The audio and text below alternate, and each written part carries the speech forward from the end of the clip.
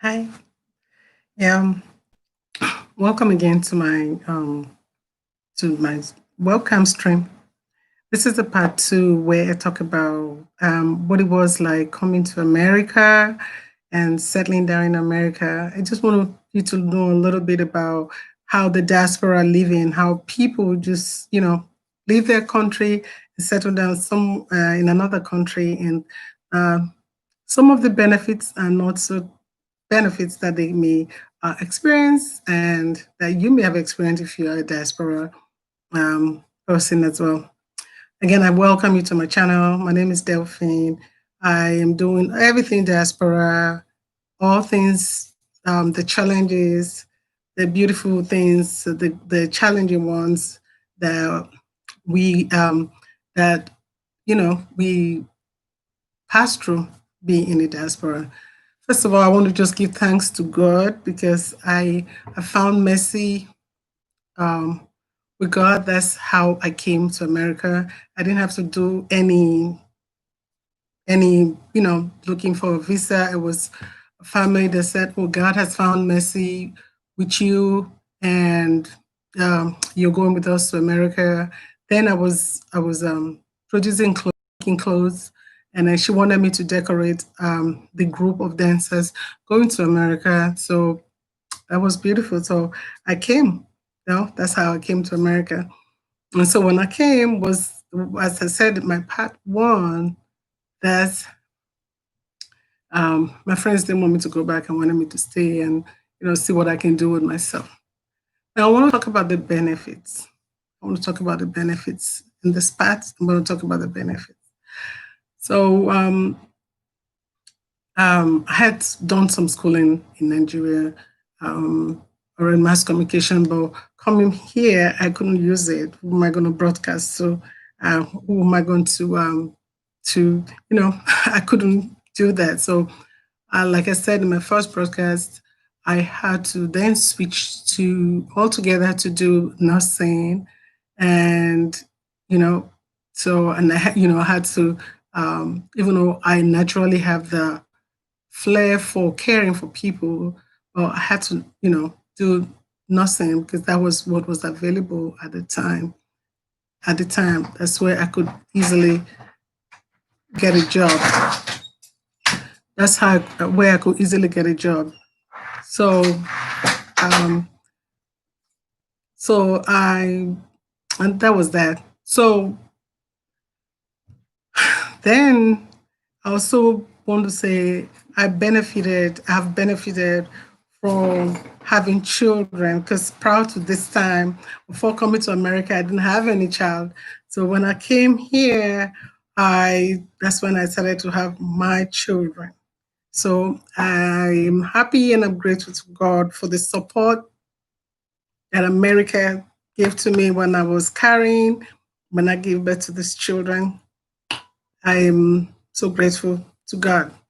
So America is very good when it comes to taking care of mother and baby, a pregnant woman and baby, and you don't even have to sweat for so much. If you can't afford it, they are there for you. I just love America for this. Thank you, America, for everything that you did to support me and my children. So other things that I have benefited from coming to America is, like I said, my academics.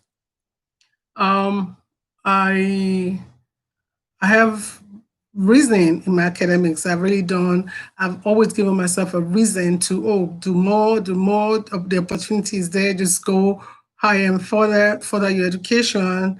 And right now, you know, in the process, I'm doing the best extent of my degree, the extent my degree can go to, if you know what I mean. So America gives you that opportunity. As long as you want to go to school, there you all you have to present yourself. There's a financial aid if you can't pay. This is just so much to encourage you and anyone who wants to further their education. All you have to do is be present and study and read, and you can always, the sky's the limit. So I really thank God and I thank America for doing that for me. So And then and one thing that I had to learn when I came to America was learning to in my stay in my lane, because back there in Nigeria or somewhere, well, my case in Nigeria, if you come to a place and you want to be ahead of that place, like you're in line, want to move, like, you know, you're supposed to be on the line, like you're number 10. And if you want to be in front, all you need to do is just you know, get your way ahead, and before you know it, you're in front. As long as you have the muscle, you have the power, you have the connection, you're there. Well, America didn't show me that. America told me, if you come and other people are ahead of you, you have to wait your turn. I had to learn how to wait my turn. I had to learn how to be patient and wait my turn till I had to learn that. That was really new to me. I um I didn't know that I couldn't not just bribe my way through. There's no connection. You just have to just wait your turn. Just wait your turn. So yeah. So that another thing that I learned coming to America is um, allowing the person who has an issue to deal with it themselves, like the adults. You want them to deal with the issues themselves. Because remember, if you have an issue with somebody, and the person, if your friend has an issue, and the person is your friend and you're standing there, you can just badge in and just say something to the other person, like, why are you there? Well, in America, they believe that adults should take care of their own issues and how to learn to back off and allow, in some cases, um, those friends to take care of the issues themselves. I had to learn that. I had to really learn that. I couldn't interfere. I just had to let them get this and do what they did best.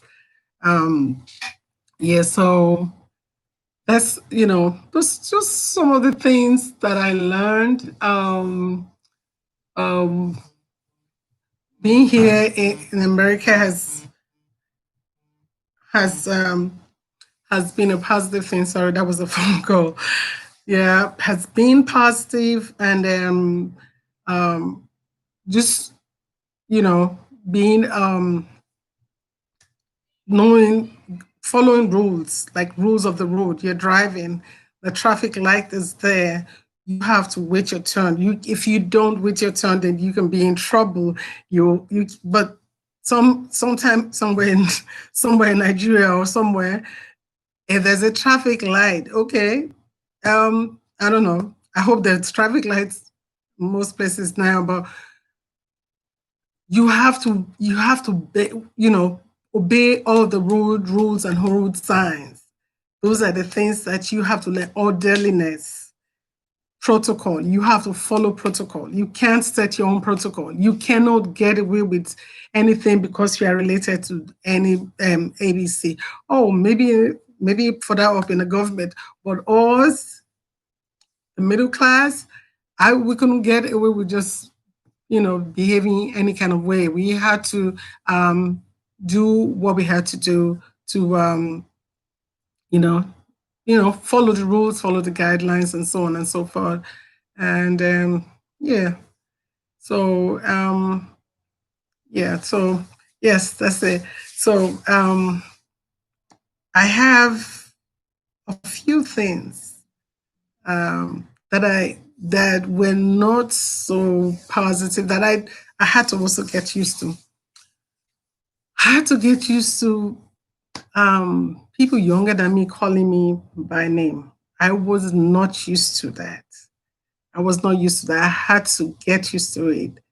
It will happen. I even found some children calling their parents by their first name. I was like, what? This is not happening. That is something I'm still struggling with. Like, what? I can't believe that a child can call them their parent by their first name. It was really a big thing to me. It was a miracle to me that anybody could call their parent by their first name. Okay, so again, way back in Africa, we didn't do that. We call we honor people, respectful, and so on, and even those even our spouses, we don't call them by name like that. We call them either a pet name or something to show some respect.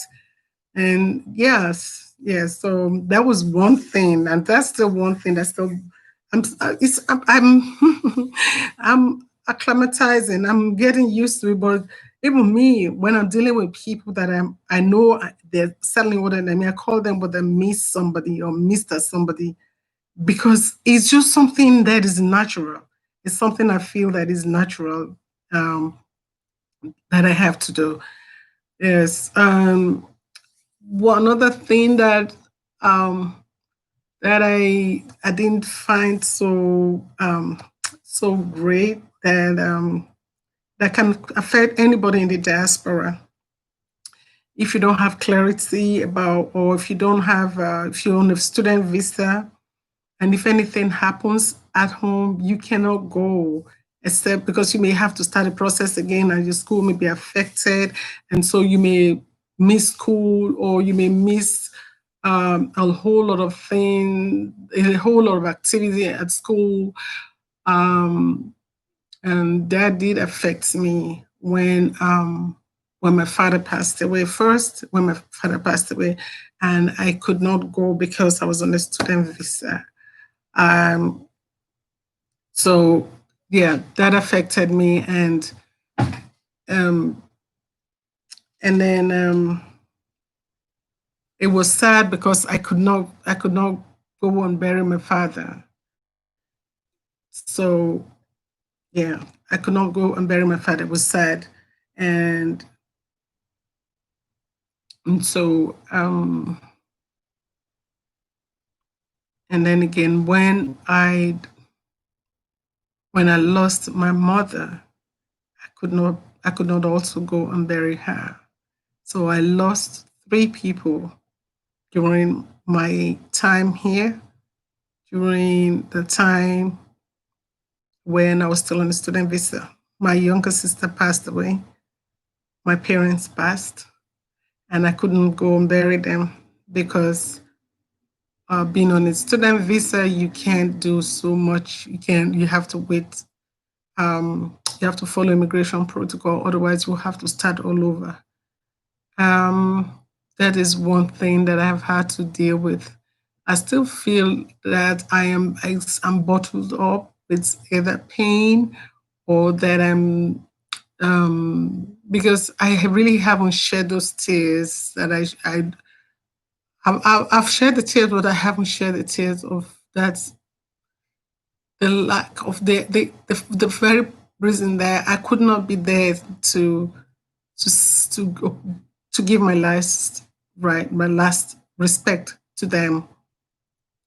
So that is stressful. That's something about when you come to a country. Like I was not prepared to stay.